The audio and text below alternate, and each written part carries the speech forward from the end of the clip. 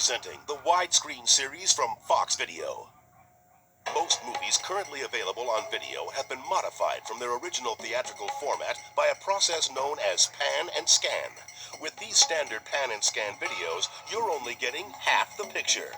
With the full aspect ratio of the Widescreen series, you'll be seeing the complete on-screen action as originally shown in movie theaters without panning or scanning. Get the full impact of widescreen action and THX sound when you buy any film in the new widescreen series. Speed, True Lies, The Last of the Mohicans, and The Abyss. Now you can experience right in your own home all the action, adventure, and special effects of these films in their full-size widescreen format as they were originally shown in theaters. What do you think? You're the expert. I just work here. Plus, all 4 films have been digitally mastered by THX for superior sound and picture quality. So get the complete picture, add to your collection with one of these 4 great action films: Speed, True Lies, The Last of the Mohicans, and The Abyss, and experience the impact of widescreen. Anything less is simply just that, the Widescreen series. Look for other films coming soon from Fox Video.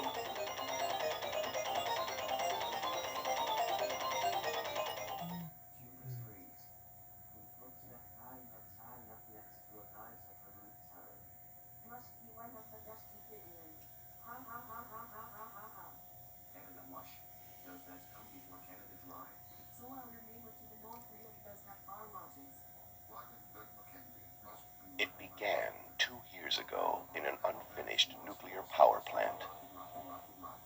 It became one of the most challenging motion pictures ever made. And on August 9th, the most original adventure of the summer will begin at theaters everywhere.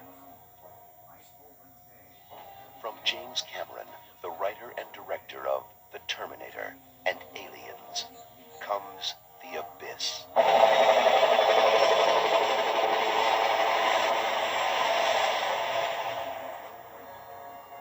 God, I hate that bitch. Probably shouldn't have married her then, huh? Hang on, gentlemen.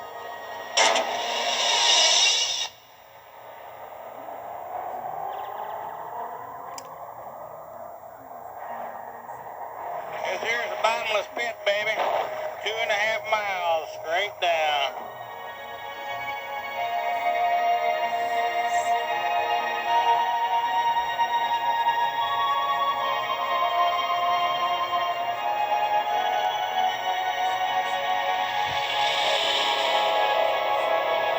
It was alive, like a dance of light. It was the most beautiful thing I've ever seen. I don't think they mean us any harm. I don't know how I know that.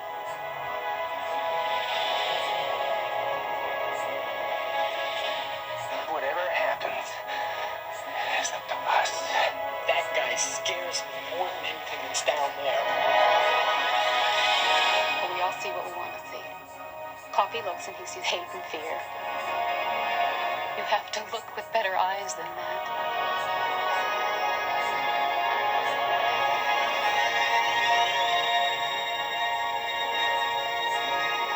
Talk to me, Bud, please. Do you hear me? He's coming up fast.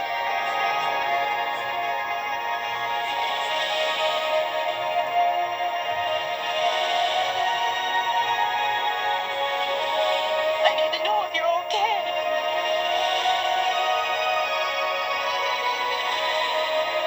You can't leave me alone.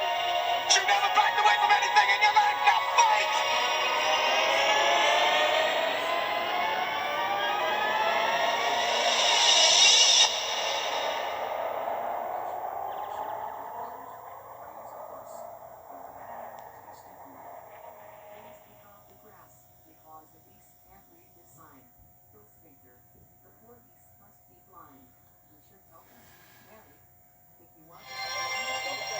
Okay, guys, let's put the cameras in the water, please. For the epic underwater drama, The Abyss, director James Cameron assembled an ensemble cast to face the ultimate acting challenge. Together, they would attempt the impossible, to shoot nearly half the film underwater. The Abyss Abyss tells the story of a rescue team on an unusual mission to find a nuclear submarine that has mysteriously been sunk in a deep ocean trench. Hey, how deep's the drop-off here? Here's a bottomless pit, baby. 2.5 miles, straight down. For Cameron, working with an inexperienced cast of divers presented a challenge.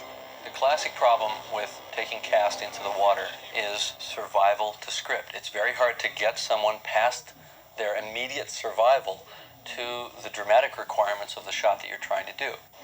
Since much of the cast had no prior diving experience, they were put through a grueling training course to ensure their safety. They passed a course that is reserved normally for scuba instructors because we knew that their lives would really depend on their ability to survive anything that they could encounter during the filming process. The whole idea is just to get you used to having water around your eyes in a bailout situation. Special emergency drills prepared the cast for working in the revolutionary dive gear created for the film. Unlike the equipment used in normal sport diving, this gear is designed for exploring the far depths of the ocean floor. It's not like Blue Lagoon. You don't spend a lot of time looking around enjoying the environment. I mean, you've got heavy gear on, heavy helmets on, harnesses strapping you. We're lifting very heavy objects and machinery and equipment and stuff. It's very, very demanding. There's something about being down there with these weights on that gives you the feeling of walking on the moon. You can kind of do a backflip and land on your feet and jump from one spot to another sort of in slow motion. But there's a certain weight to it that you don't have when you're swimming. To create this otherworldly environment, extensive topside planning was necessary. We got it here, and the other two are there, right? So you're in a real good position to head out first, and then they'll follow you in the right order. We'd have a big board, and he'd draw, this is where we're going to be. It's very easy to say on land what you're going to do. Once you get down there and you're in 40 feet of water, all of a sudden, things don't work quite the same. Let me suggest something to you. Okay. Once underwater, Cameron could modify his topside plan using the elaborate communication system housed in each helmet. The helmet sort of brought us into the 20th century in that I could speak to everyone. Of course, they couldn't speak back to me, so this was a director's dream come true. Only selected cast members could speak back to Cameron at any given time. This gave the remaining actors a chance to do some experimenting of their own.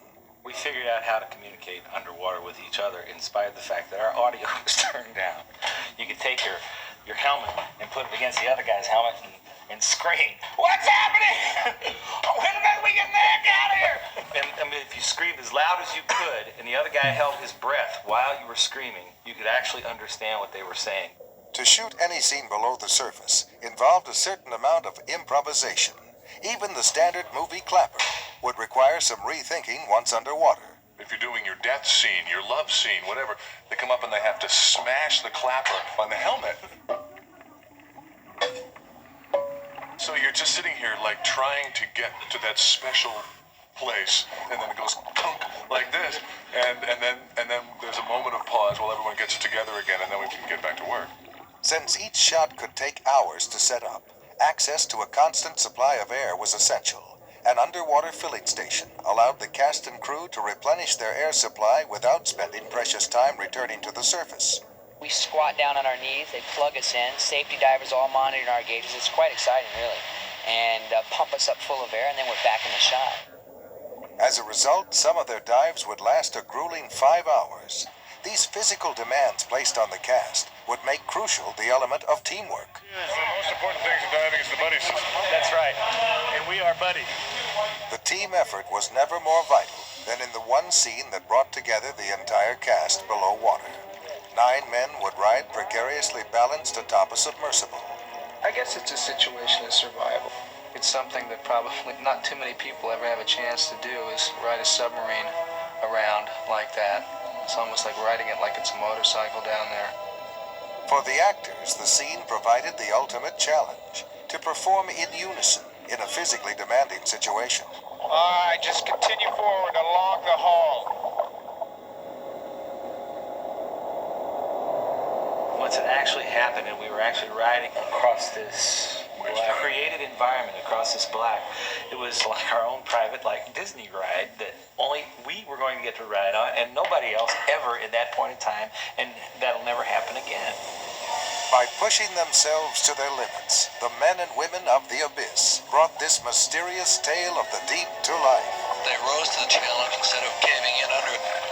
Nobody ever said I can't do that on this film, and I think they should all be proud of themselves for that.